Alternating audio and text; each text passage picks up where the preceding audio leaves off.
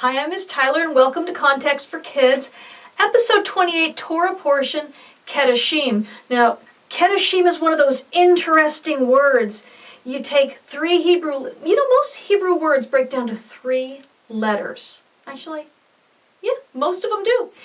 And you add different vowels into those letters, and you get a whole bunch of different words, but they're all kind of related. And so Kedoshim is a word that's related to kadosh, kedusha, kodshe, lots of different words. And they all have to do with holiness. And this one in particular this Torah portion has to do with being set apart, being a holy nation unto God, as opposed to the Amorites and the Canaanites and the Hittites and the Hivites and the Jebusites and all the ites, as my friend Rico would say. These people had been living in the land. As a matter of fact, back when the original prophecy was given to Abraham that his children would inherit the land of Israel, what God said to him was, the iniquity of the Amorites is not yet complete. Well, what was he talking about? Well, when we read Leviticus 18, 19, and 20, we see over and over again, he says, these are these sins being committed by all the inhabitants of the land, and the land is going to vomit them out, and I'm going to give it to you guys. He also told them the Egyptians were doing a lot of these things. So that was where they were coming from. That was where they were headed to. And God had to set things straight so they wouldn't live like the Egyptians or like the people that were inhabiting the land of Canaan, God's land. Okay, so Kedoshim, Torah portion Kedoshim, covers Leviticus 19 and 20. It's not a big portion of scripture, but it's a lot of stuff. And today we're going to talk about kicking out the pagans. Okay?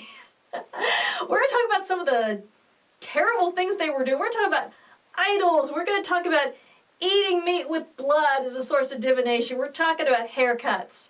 Haircuts? We'll get to it. And we're going to talk about mediums and spiritists and sorcery. Oh my. All right. So first of all, idols. Now we've talked about idols before. The people didn't think that idols were actually gods. You couldn't create a god with your own hands. Idols were just supposed to be a representation of the god, and you'd perform a mouth-opening ceremony. The spirit of the god would come in and you'd feed the god so they didn't starve. These weren't really self-sufficient gods. You wanted them to do that because if you didn't feed them, if you didn't clothe them, if you didn't bathe them, if you didn't take care of them, there might be a famine. They wouldn't do their cosmic jumps because they'd be up there hungry, or worse, they'd be bored. And a bored god is a dangerous god. They come down and they start messing with humans. So you want them well-fed, fat, and happy. Okay. But God wanted to get them away from the idea of these idols, these things that you could fashion with your own hands where you could take care of a god because the god needed assistance.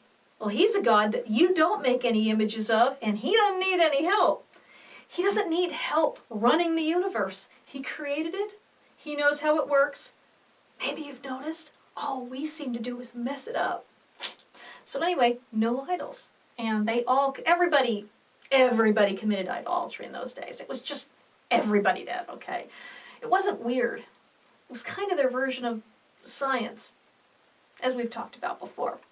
Okay, so anyway, we're going along in chapter 19, and all of a sudden in chapter 19, verse 26, everything changes. We were talking about fruit trees and not sowing 2 different kinds of seeds together, and this and that, and all of a sudden we get into a big long passage that all has to do with divination and witchcraft and all those sorts of things. So that's going to be our theme today. And sometimes it's tempting to look at a verse and forget that the context of this entire passage, starting in verse 26, is pagan religions, witchcraft, divination, that kind of thing, all right?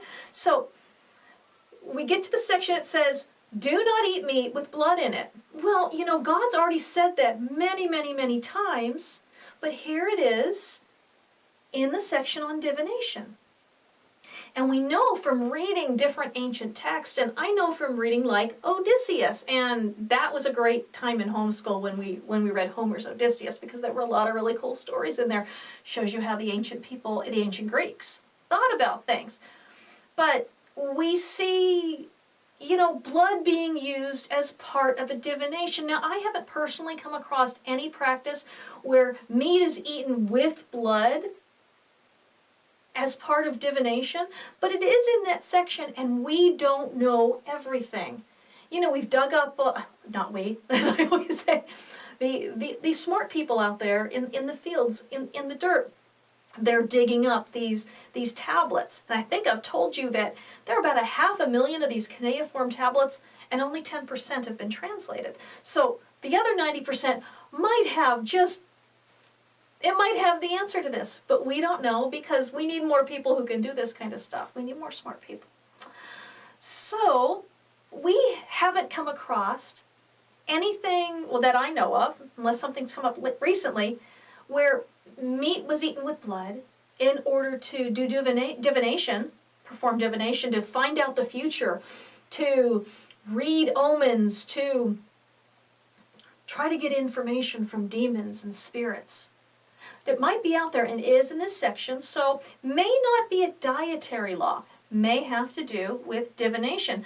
Like I said, in Odysseus, we see Odysseus using blood, and actually see this in other cultures too, where he went down, and I believe it's to the underworld, and he sacrificed an animal. He didn't burn it up though. He just let the blood drain out on the ground, and he waited for all the ghostesses to come, because they wanted the blood. And he waited until his buddy came around so he could talk to his buddy, because the whole point had been to talk to his old buddies from the Battle of Troy, okay, from the Trojan War.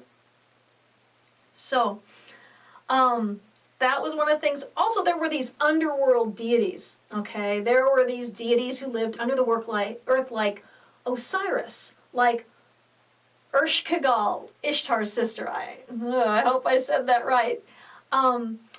These deities who were in charge of the underworld, the realm of the dead, Sheol, went by a lot of different, the graves, a lot of different names in ancient cultures. Hell.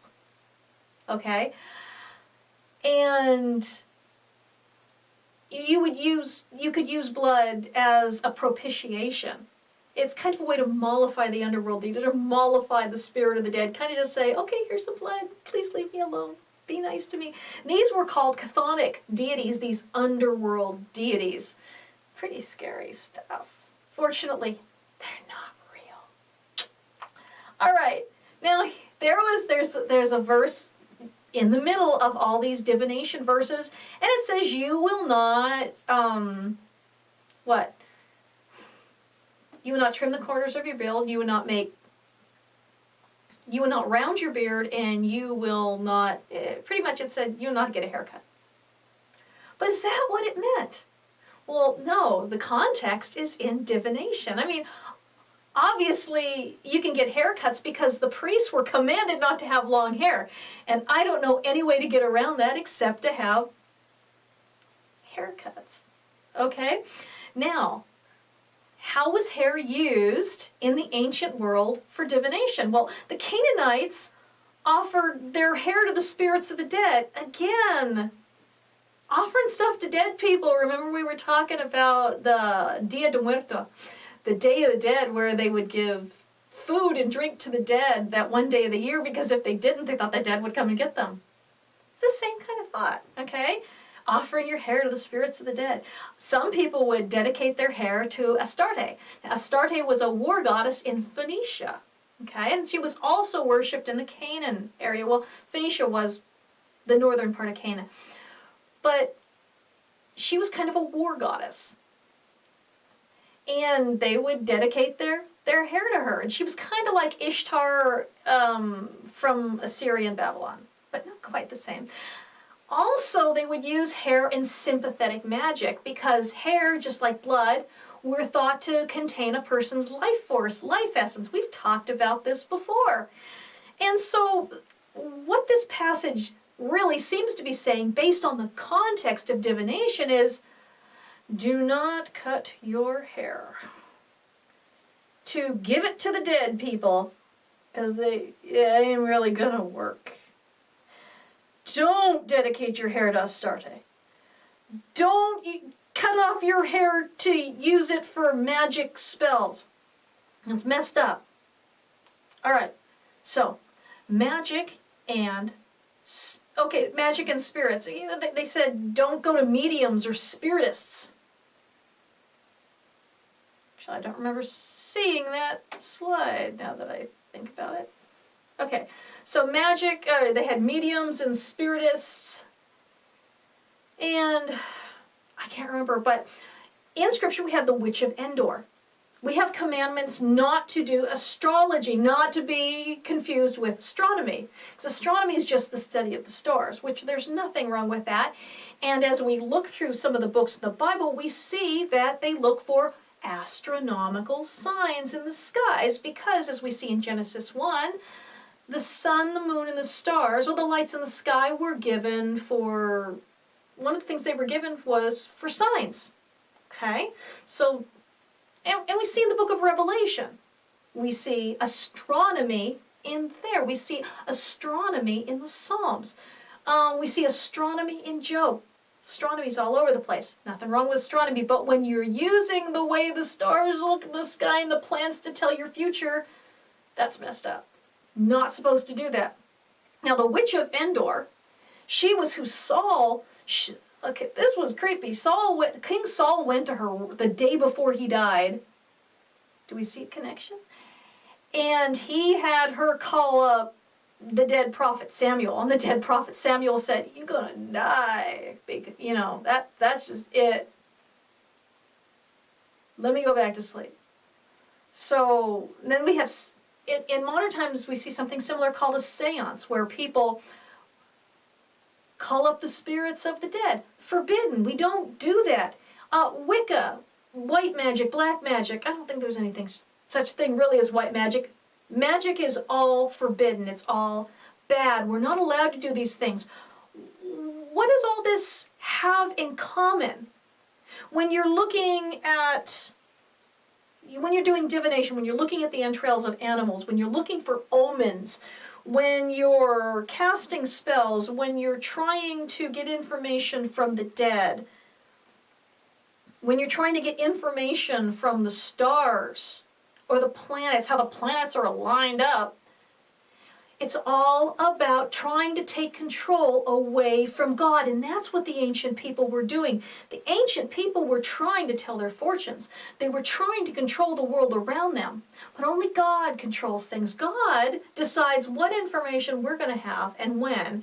If he wants us to know the future, he can darn well make us prophets and tell us the future. But he doesn't do that. We have to trust him. We have to believe that even though we don't know something, that if we really needed to know it, that God would tell us. But see, in the heathen religions, it was all about trying to bend a God to your will. They even believed that if you knew a God's true name, that you could control that God and bend that God to your will, and that God had to do whatever you said. They believed you had to get this pronunciation of this secret name just right. Well, what are we talking about? We're talking about ancient name it, claim it theology. If I just, there's a story in Egypt about how Isis got Amun-Re to tell her his real name. And then, of course, she used it against him. Big mistake. So anyway, in the end, we know just God is in control. And that is something the heathen nations didn't know, because they had all these crazy gods who were no better than human beings. They were just more powerful. God controls what we know and when we know it.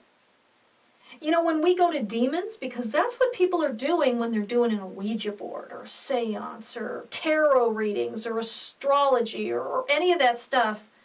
When we go to demons or dead people, and try and get around him, that makes us just like the Canaanites. And the Canaanites didn't get to live in the land anymore. They got booted out. The land vomited them out. Some of them got killed. Some of them got driven out. But God does not put up with those things from his people. He is our God. He is in control. He will give us what we need. And we have no reason to go dabbling around with demonology to try and get around it. So, that's this week's Context for Kids. And I hope you learned something. And I hope you enjoyed yourself. I think Torah Puppets is about to have some new episodes up, so I hope you've been checking out their YouTube channel. A new YouTube channel I want you guys to check out for your teenagers. It's called Love for Yeshua. And then, of course, my friend Sarah Hawks Valente, Whatever is Lovely publication. She has lessons in Yeshua's Torah, but she also has some new books coming out. She has some really cute new books coming out, actually. I won't tell you what they are. When they come out, I'll let you know. And, of course, there's my book, Context for Kids, Honor and Shame in the Bible. And I'm over halfway through writing the next book, Context for Kids, the 10 Commandments and the Covenants of Promise. And I'm having a great time writing that one. That one's difficult to write, though, so it's taken me a little while. Anyway, that's it for this week. I love you. I'm praying for you. And I want you to have a great week studying the Scriptures together. Take care.